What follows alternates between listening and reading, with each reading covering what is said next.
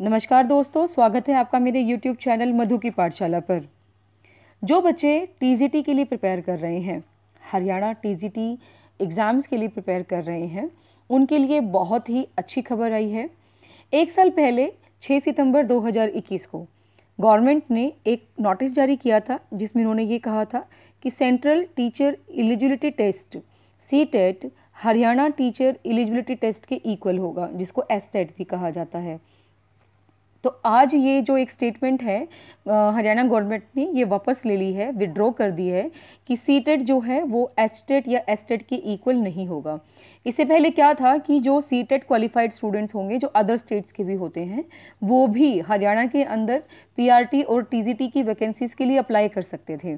पर उनके लिए अब ये बुरी खबर है कह लीजिए, या फिर हरियाणा वासियों के लिए ये एक अच्छी खबर के लिए आप कह सकते हो, क्योंकि यहाँ पे जो हरियाणा के जो बच्चे हैं जो पीआरटी टीजीटी के लिए प्रिपेयर कर रहे हैं, अब उनके लिए ये बहुत ही अच्छी बात रहेगी कि कंपटीशन कम हो जाएगा एक तो, ठीक है। और जो है विद इन स्टेट जो है वो अपना अप्लाई कर सकते हैं। बाहर वाले स्टेट्स के जो बच्चे होंगे उनको फिर एचटेट क्वालिफाई करना पड़ेगा। तो उसमें हमारे पास क्या होगा कि जो हरियाणा के ही स्टूडेंट्स हैं उनको प्रेफरेंस मिलेगी, ठीक है। तो डोमिसाइल तो ऑब्वियसली हमें चाहिए ही रहता है, लेकिन जो बाहर के स्टेट्स के बच्चे थे वो सीटेट क्वालिफिकेशन के बेस पे यहाँ पे पीआरटी और टीजीटी के लिए अप्लाई कर सकते थे। लेकिन अब उनके लिए ये थोड़ा मुश्किल रहेगा, उनको एचटेट यहाँ पर क्वालिफाई करना पड़ेगा अगर उन्हें पीआरटी और टीजीटी हरियाणा की टीचर वैकेंसीज के लिए अगर उनको क्या करना है, अप्लाई करना है। तो आज ही ये नोटिफिकेशन जारी हुआ है। इसमें आप देख सकते हैं the order issued wide number 15/6/2017 dated September 6, 2021 by the virtue of which the certificate of CTET was considered equivalent to STET or HTET for all intent and purposes for the post of PRT and TGT। वो दोनों किसके लिए थे? PRT और TGT के लिए थे, लेकिन पीजीटी के लिए तो फिर भी नहीं थे, ठीक है। In the state is hereby withdrawn with immediate effect. तो ये क्या हो गया है? विड्रॉ हो गया है, ठीक है। तो इसमें एक दो चीज़ें हम लेकर के चलेंगे। एक तो हमारा बेनिफिट हो गया कि कंपटीशन कम होगा, हमें जनरल में फाइट करने के लिए कम स्टूडेंट्स मिलेंगे। दूसरा हमारे पास क्या होगा कि जो बाकी के स्टेट्स के बच्चे हैं वो इसमें अप्लाई नहीं कर पाएंगे, उनको एचटेट क्वालिफाई करना पड़ेगा।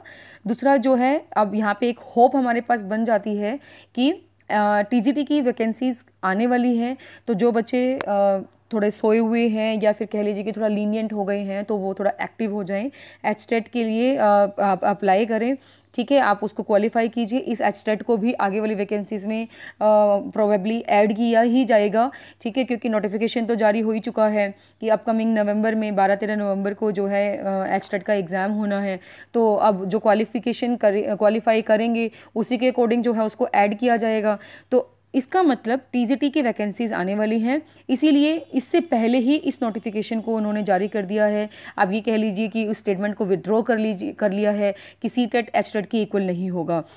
तो पूरा एक ये कह सकते हो कि उम्मीद है हमारे पास कि एचटेट की टीजीटी की वैकेंसीज आएंगी, तो आप अपना सब फोकस कीजिए, और जिनका एचटेट हो गया है वो स्क्रीनिंग पे फोकस कीजिए, ठीक है। तो होपफुली अब टीजीटी की आई हैं तो आगे फिर पीजीटी के आने के भी चांसेस होते हैं। जैसे एक और न्यूज़ में कहा गया था कि जो है प्रार्थना पत्र भेजा गया है, तो लेकिन वो कैंसिल हो गया था कि पीजीटी के लिए नहीं भेजा गया था, वो टीजीटी के लिए भेजा गया था। कुछ वैकेंसीज़ जो हैं वहाँ पे दिखाई गई हैं कि सिर्फ यही सब्जेक्ट्स की वैकेंसीज़ आएंगी, पर उम्मीद नहीं छोड़नी है हमें।